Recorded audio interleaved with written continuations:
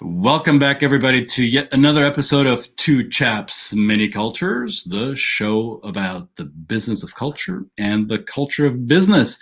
And in business that touches different cultures, you may find yourself crossing over into another culture, remaking your career in a different location.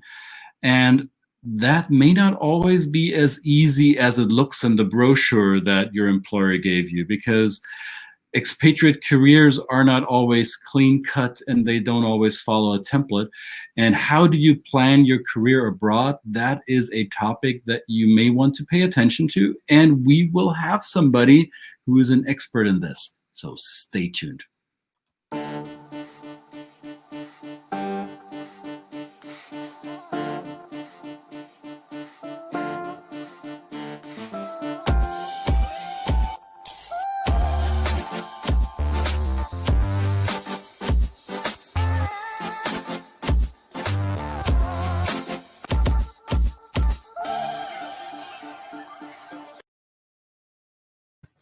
Nobody told me there'd be a brochure.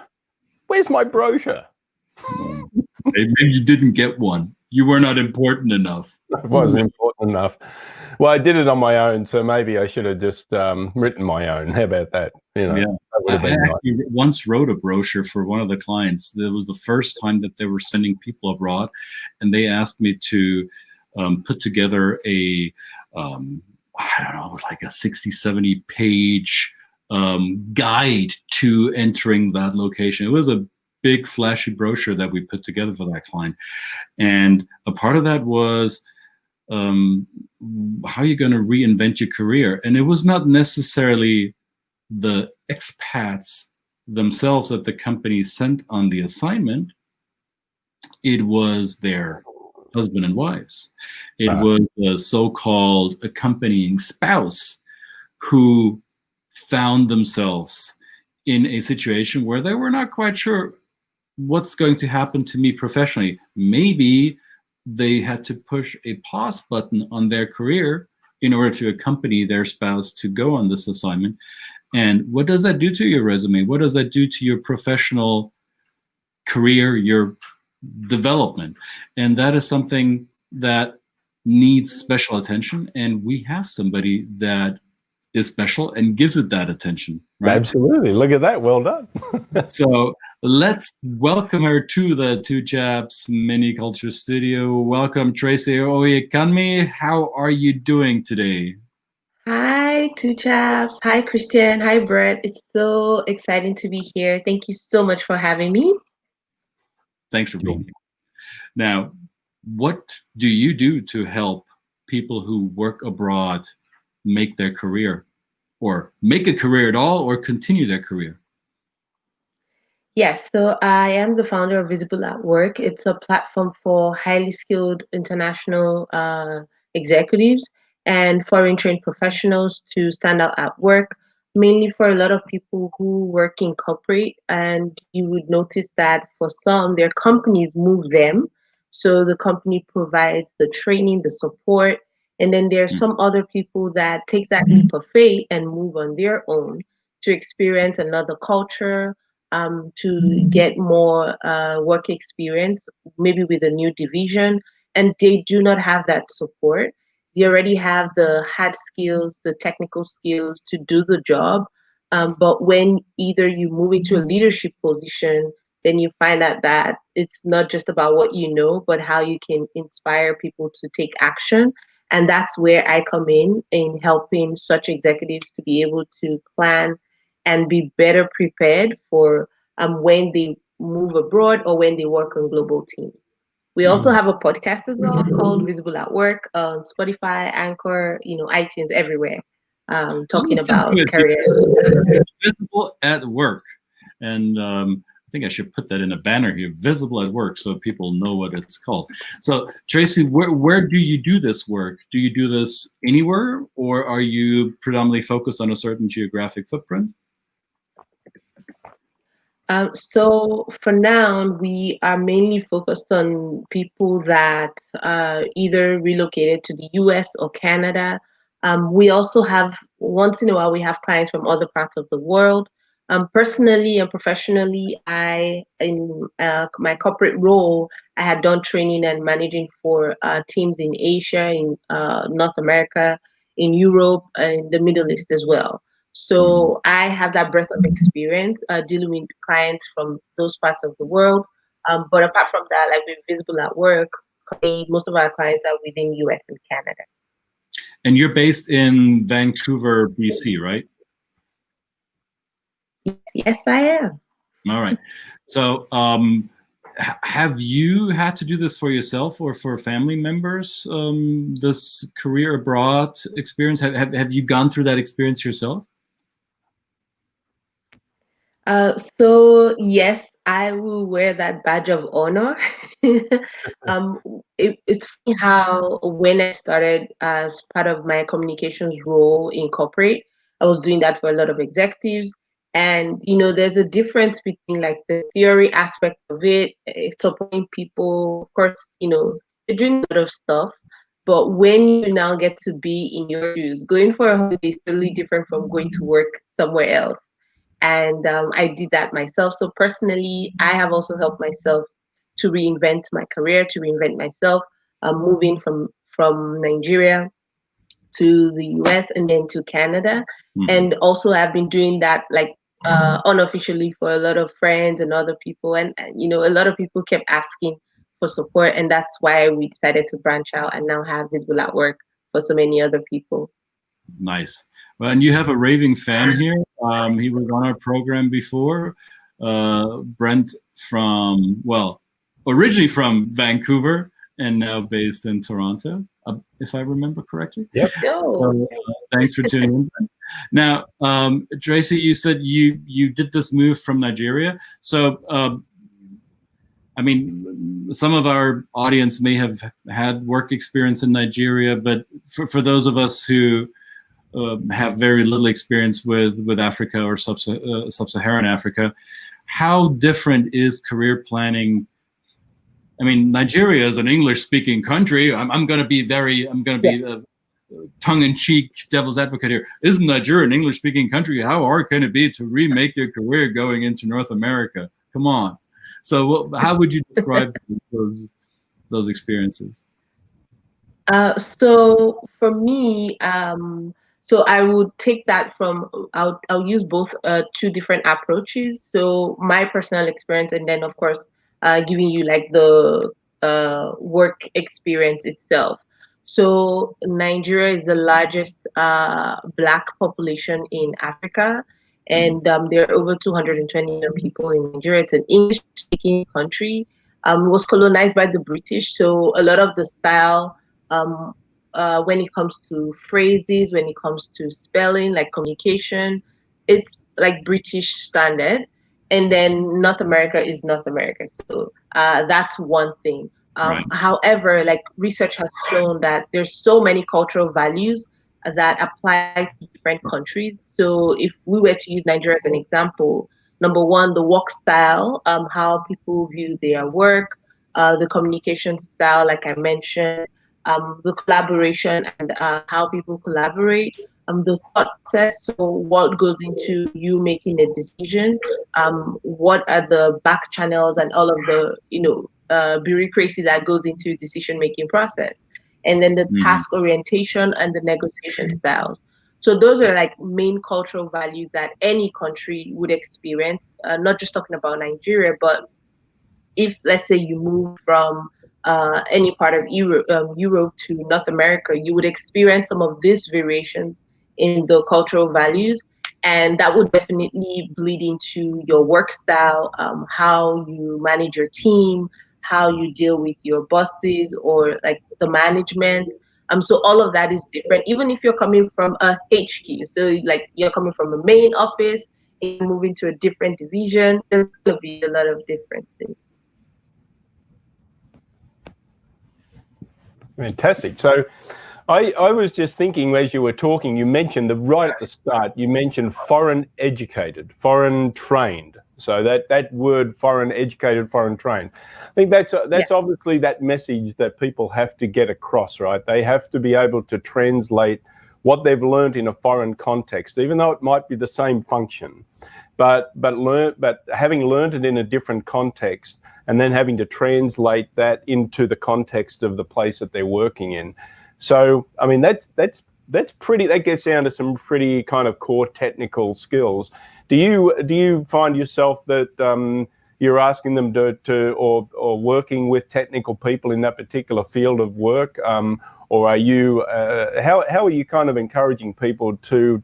I mean, at least, you know, they've really got to advertise themselves, haven't they? They've got to translate those skills and their ability to do so in the new language or the new culture they're in.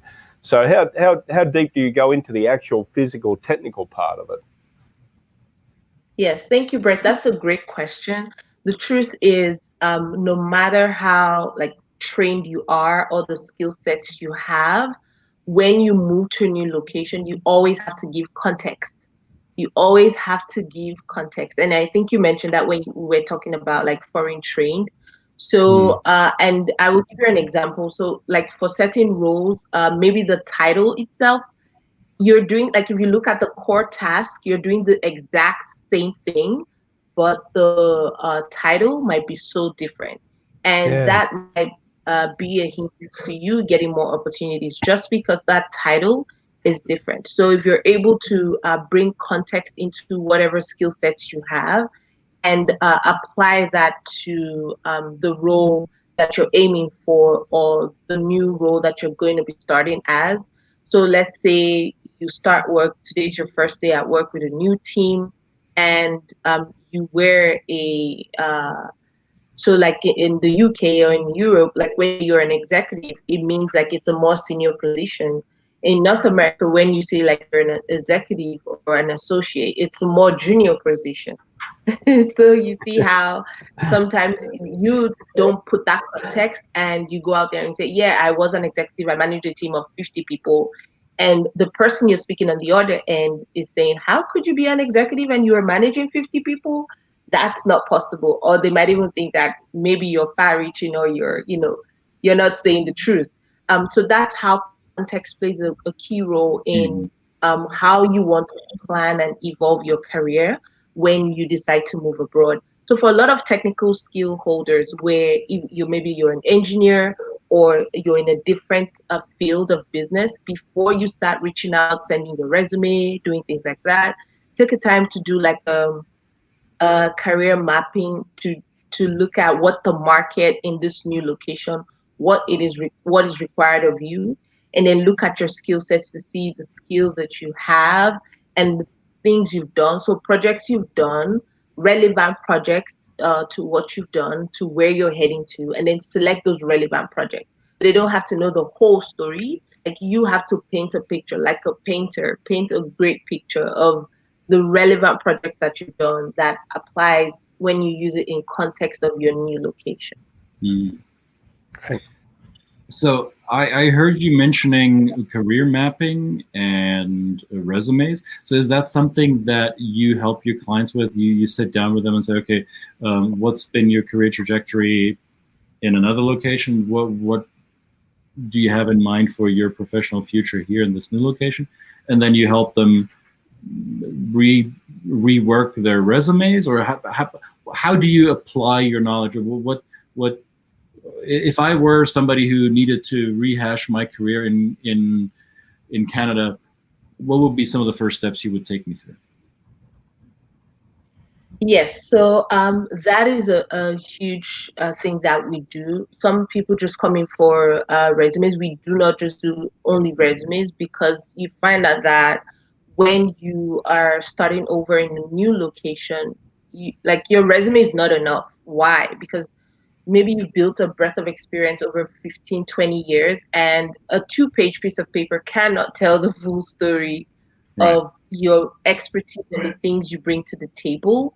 So we do a deep dive, spend more time in really finding out the projects you've done, the relevant projects, doing that career mapping, and then also looking at your digital footprint. Now we live in a digital world where whether we are commenting or posting on LinkedIn or not, whether we make intentional way to put out content that shows our professional expertise, whether we're doing that or not, Google and other uh, social media platforms, they're picking on our history and the things that we do online.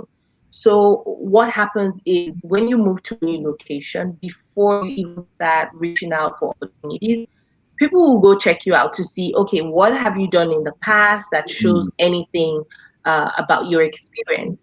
And now how can you own that narrative instead of just waiting for whatever pops up, whatever Google brings up for you Right. to see? So we do the whole gamut of not just the resume, but the career mapping of at least picking three career paths of the area you want to focus on, and then seeing what skill sets that you have. If you need to get a recertification for any of those skill sets, or which one would give you the easiest foot in the door before you get more certification.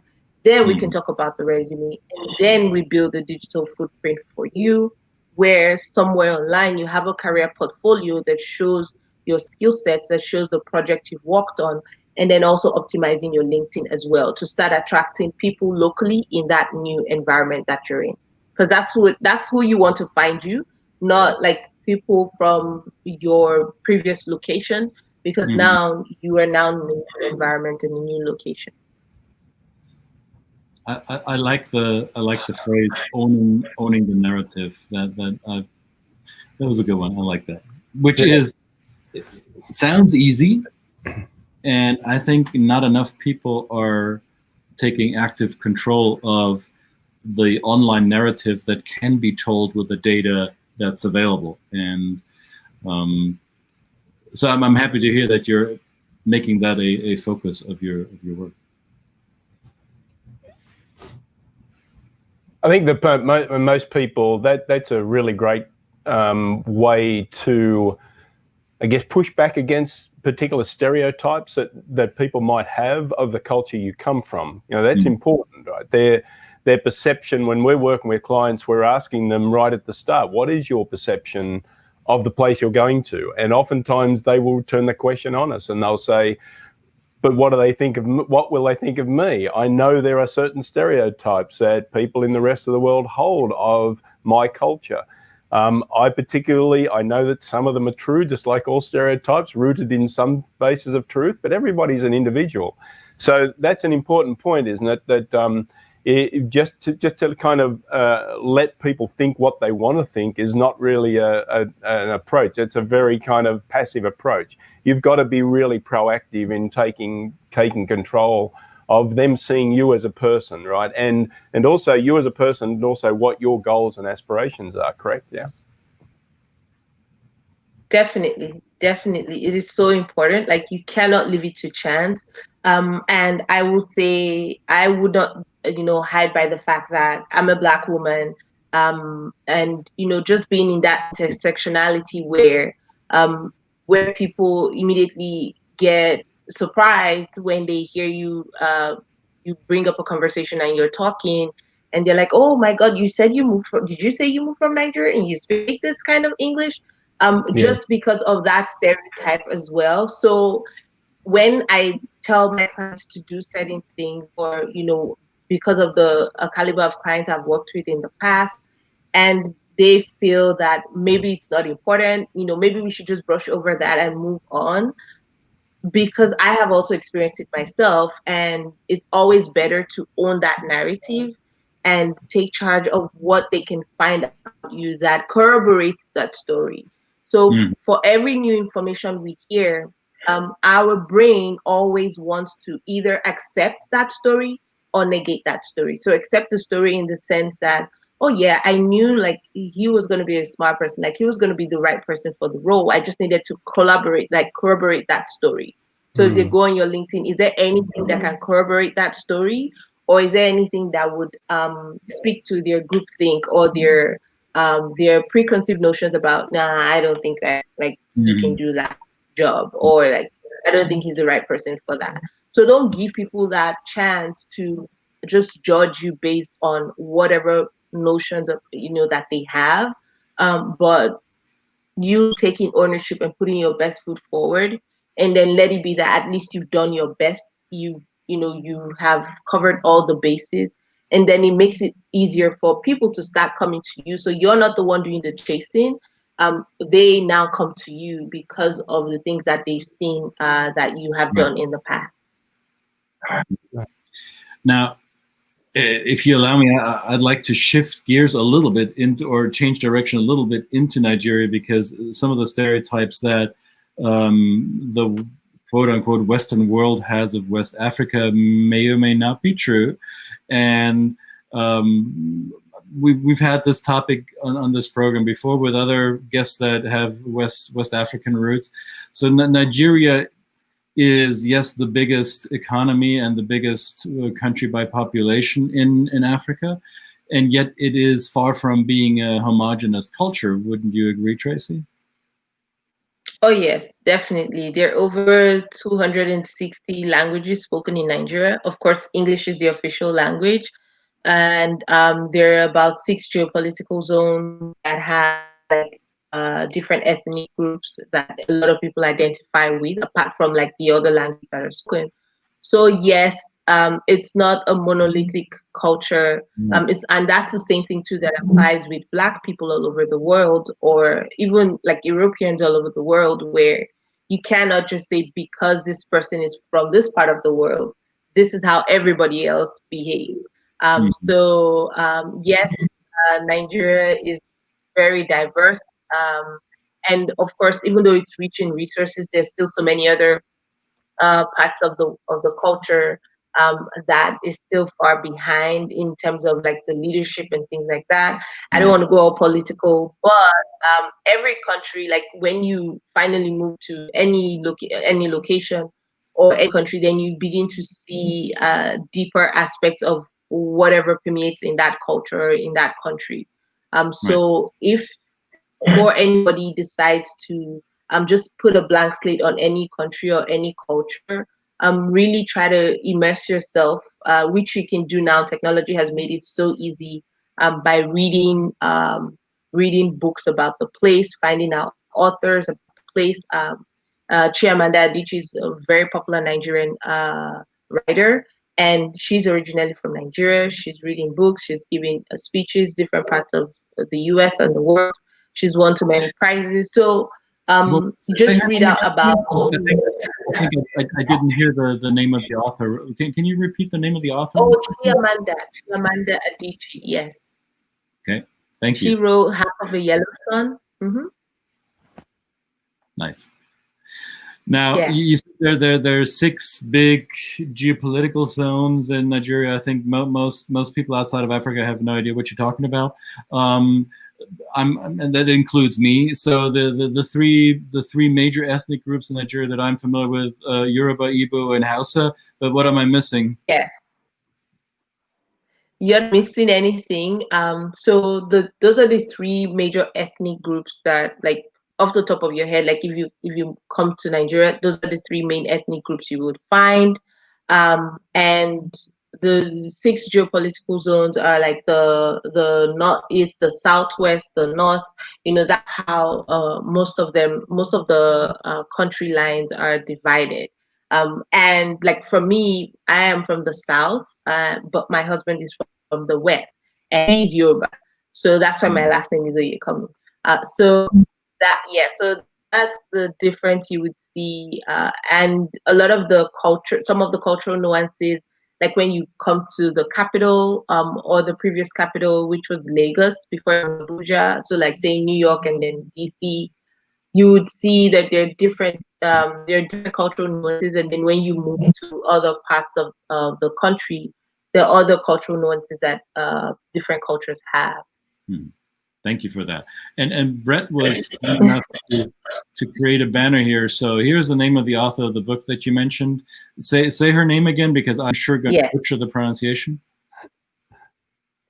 Chimamanda. So it's an Igbo name. So she's from the East. Chimamanda Ngozi Adichie. Chimamanda Ngozi Adichie. Well, see, wasn't that hard. Excellent. And we have a question from our friend in Toronto. Brent asks, how do the career narratives that you help your clients construct differ for expats on shorter assignments versus immigrants? So Are there different narratives for immigrants versus expatriates? That's a great question. Actually, like when I started coaching and then in corporate doing trainings, it was mainly for short-term experts, and then it gradually evolved into for also immigrants. There's a slight difference. For experts, they already know, like at the back of their mind, that they probably have an end date of when they're going to go back to their home country. But the emotions are the same. So for any expat that is moving, you go through the excitement, the honeymoon phase, and then you go through the withdrawal phase where you're thinking, did I make a mistake? And then you go through the resistance where you're like, I think I want to go back. And then you finally get to that phase where you're beginning to find your rhythm, find your balance. And guess what? When you're ready to go back to your home country, you will experience all of these feelings all over again. So the training, the support, it's still, you're still going to experience all of these feelings where you will still need that support. And like for repatriation, when you go back, where if you notice, maybe if you've hung around anybody that has been an expert and then they move and like they cannot finish a sentence with saying, oh, like where I used to live before, we used to do this. Where I came from, we used to do this. Like where is it? And you're like, oh my God. So what I'm just trying to say is that the building your career narrative as an expert, yes, it is slightly different from an immigrant because there's an end date. You know you're going to move. For an immigrant, they know that like they're going to be in this country maybe for the longest part of their working lives. So maybe by the time they need to move back home, they're probably retired. They just want to spend time with family, and that's how you can rate that. But every other thing is the same for your career narrative.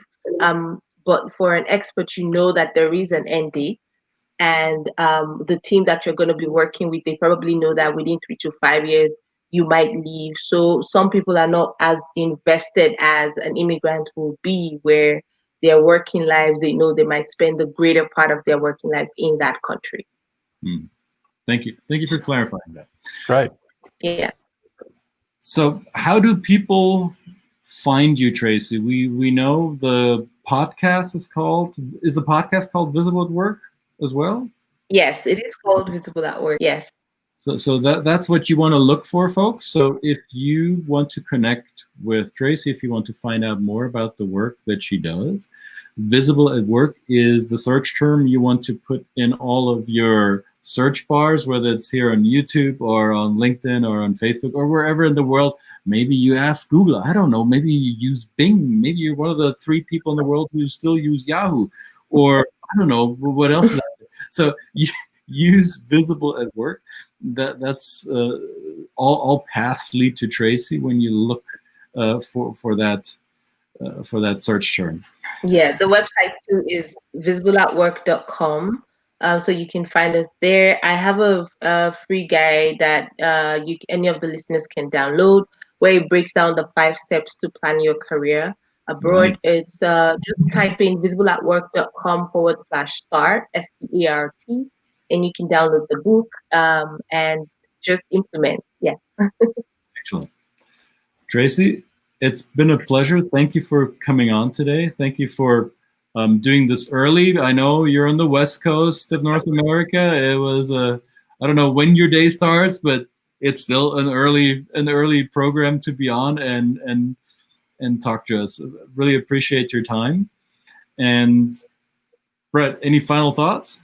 No, thank you very much, Tracy. I think it's important work. Anybody who needs to or wants to look at what their career path is, this is oftentimes, we think that our company is going to take care of it, right? And we always encourage people to be very proactive. So it's great work, Tracy. Thank you for the work you're doing, and we really appreciate you being here today. Thanks, Christian, and thank you, Brett. I had a great time. Thank you, everyone. Okay, guys, it's 2 Chaps Chaps, Many Cultures, episode 137, right? Yeah, something like that. I think so, yes. And we'll be back with another episode tomorrow. Stay tuned. If you like what you hear, please subscribe to our, as well as subscribing to Tracy's podcast, subscribe to our YouTube channels and stick around for great every daily content here. Follow the socials. You see them moving down here. Right? And we're on Clubhouse. We've just discovered Clubhouse. If this app lives and you're watching this 10 years into the future and you don't know what Clubhouse is, it's either been a complete failure or a raging success. So another drop-in Audible app that we're just trying out. So Clubhouse is another thing you might want to try.